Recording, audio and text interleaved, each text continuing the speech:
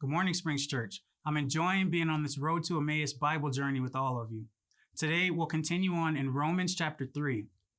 There was a time in my Christian walk that I became arrogant. It wasn't anything you'd see on the outside, but in my heart, I thought I could earn my righteousness from God.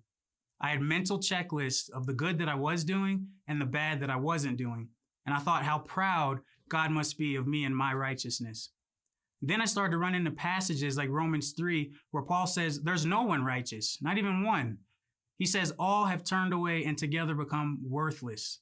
No one does good, not even one. And then from verses 13 to 18, Paul makes a handful of condemning statements against mankind. Some scholars organize this section into 7 statements, and the idea is that 7 here reflects a completeness or a full measure of our rebellion against God.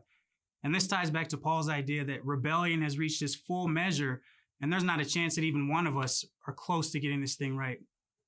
Another interesting point about the idea that we're fully consumed in our rebellion is that Paul uses 3 body parts to describe our sin: the mouth, the feet, and the eyes.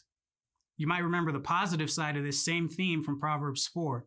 Starting at verse 23, Solomon teaches us to guard our hearts by 1, putting away corrupt talk from our mouths, setting our eyes straight ahead, and keeping our feet from swerving to the right or to the left. So there's this kind of idea of total protection if we can follow these guidelines. But even if we could manage to do any of this, Paul goes a step further in verse 20, and he says that even if we could follow the law perfectly, it wouldn't make us righteous. It would just make us aware of our sin. So this is devastating for someone who thinks they can earn their righteousness by following the law. However, pay close attention to the transition in verse 21. But now. This is where you can feel hope arising for us. The measure of our sin is complete, but now God steps in. Paul describes a righteousness that's from God and apart from the law. It's strange, but he says the law and the prophets testify to this other righteousness. So here's how I like to think about it.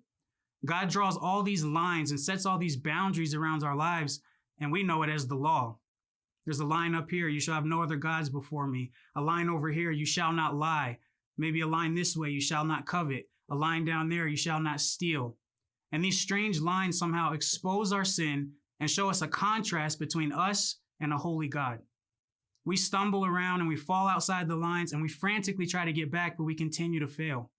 What Paul is saying here is that these lines are proving we can't do this on our own, and they're testifying about someone else. When we step back from the crazy array of lines and markings and boundaries, we receive the revelation from the gospel, we begin to see that these lines are a sketch of Jesus. Jesus is the fulfillment of the law. God's been telling us about Jesus all along. So our righteousness is not in our ability to live within the lines.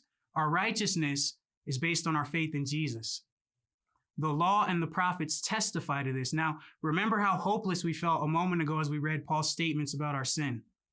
Here in verse 23, he mentions it again, but this time with a comma since Jesus is involved.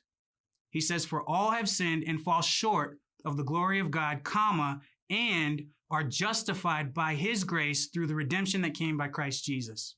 So what's our takeaway today? Righteousness is less about following a process and more about following a person. That person, Jesus, is also God. He has perfectly kept every line of the law and paid with his life for those of us who cannot. Jesus rose from the dead and he will not die again. So he's a great place for us to anchor our faith. And that's what it means to be righteous before God. Until next time, God bless.